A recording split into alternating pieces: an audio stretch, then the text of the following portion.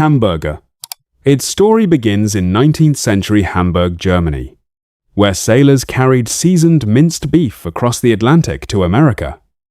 But by the 1904 St. Louis World's Fair, the hamburger had transformed into something entirely different: an American obsession.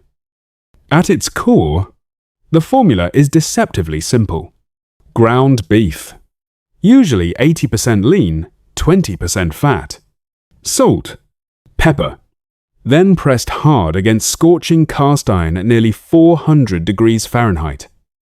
And within seconds, the Maillard reaction erupts. Hundreds of flavor compounds forming almost instantly.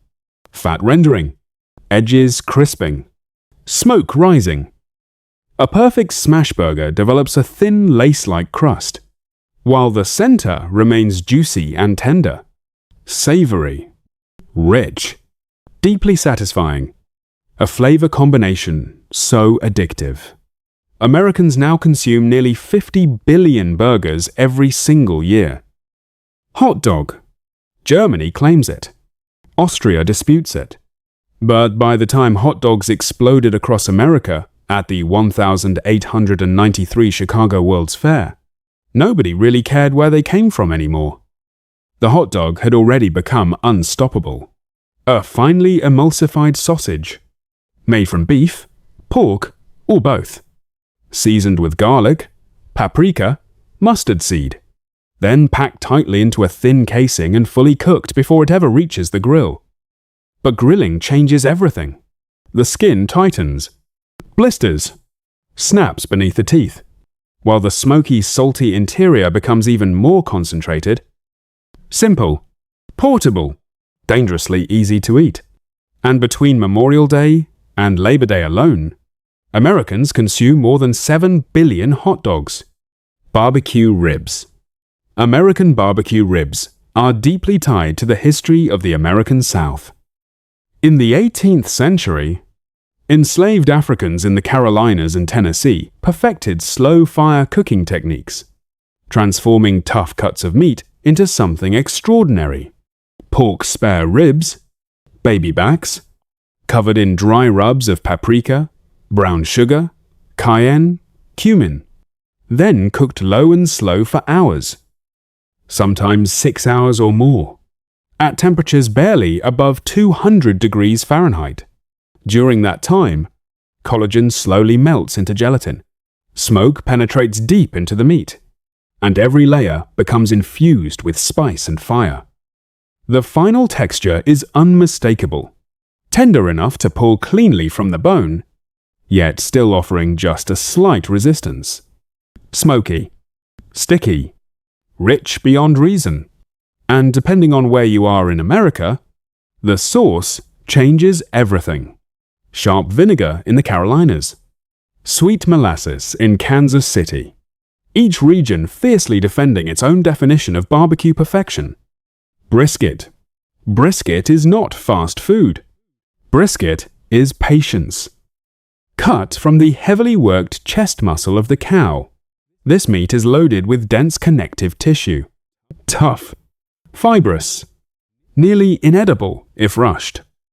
But in the late 19th century, German and Czech immigrants in Texas discovered something remarkable. If smoked slowly enough, for long enough, the meat completely transforms. A full brisket can weigh 14 pounds and requires up to 18 hours over smouldering post-oak wood. And when done properly, a dark black bark forms on the exterior. Inside, a pink smoke ring glows beneath the crust, and each slice bends gently before finally pulling apart with buttery resistance. Deep smoke, rendered fat, pure concentration of beef flavor. Brisket isn't simply cooked, it's endured. Pulled pork. Pulled pork may be the oldest style of barbecue in America. Its roots stretch back to the late 1600s, shaped by indigenous pit cooking traditions and West African techniques carried by enslaved people. Today, the preferred cut is pork shoulder, also known as Boston butt, a cut packed with fat, connective tissue, and flavor. The meat is heavily seasoned, then smoked for 10, sometimes 16 hours over hardwood like hickory or apple. Only once the internal temperature reaches around 205 degrees Fahrenheit does the magic finally happen. The collagen collapses. The meat falls apart by hand. Long strands of pork, moist and smoky on the outside, mildly sweet at the center. And across the Carolinas, the sauces become a regional identity. Eastern Carolina keeps it sharp and vinegar-heavy. Western Carolina adds tomato. And Memphis often needs nothing at all, except smoke. Chicken wings. The buffalo wing was born on March 4th, 1964, inside a small bar in Buffalo, New York. At the Anchor Bar, owner Teresa Bellissimo took leftover chicken wings, deep-fried them, and coated them in a fiery mixture of cayenne hot sauce and butter. A simple late-night experiment that changed American food culture forever. Within just a decade, buffalo wings had spread across the entire country. But grilled wings tell a completely different story. Held directly over open flame, the skin tightens and blisters under intense heat. Fat renders slowly beneath the surface, while smoke penetrates deep into the meat. The result is unmistakable. A crisp snap from the skin, followed by juicy, smoky chicken underneath. And today, wings have become more than food. During the 2023 Super Bowl weekend alone, Americans consumed over 1.4 billion wings, a dish now inseparable from sports, parties, and American culture itself. Corn on the cob. Corn was first domesticated in southern Mexico nearly 9,000 years ago, evolving from a wild grass known as teosinte. Long before European contact, indigenous peoples across North America were already roasting corn directly over open flames. And thousands of years later, the process remains almost unchanged. Placed over high heat, the kernels blister, char, and caramelize. Natural sugars darken at the surface, while smoke adds bitterness and depth. Farmers once warned, "Put the water on before you pick the corn," because sweetness begins disappearing almost immediately after harvest. At peak ripeness, grilled corn becomes something extraordinary. Smoky sweetness, juicy kernels bursting with each bite, balanced by faint, charred bitterness at the edges.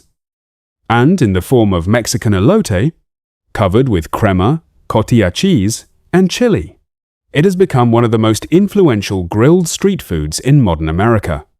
Steak. The American steakhouse emerged during the 19th century, as cattle ranching expanded across the Great Plains. Soon, cuts like ribeye, New York strip, and T-bone became symbols of wealth, strength, and status. But great steak is not simply about meat.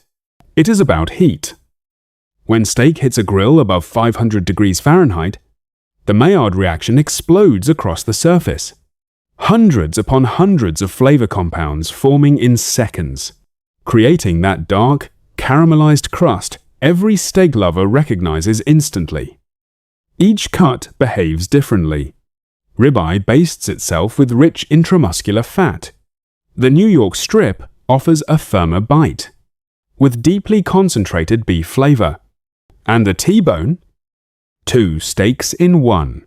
Tenderloin on one side, strip steak on the other. But ultimately, temperature determines everything. At around 130 degrees Fahrenheit, medium rare steak reaches its ideal balance. Warm pink center, maximum juiciness, perfect structural tension, a texture that resists slightly before melting apart with every bite.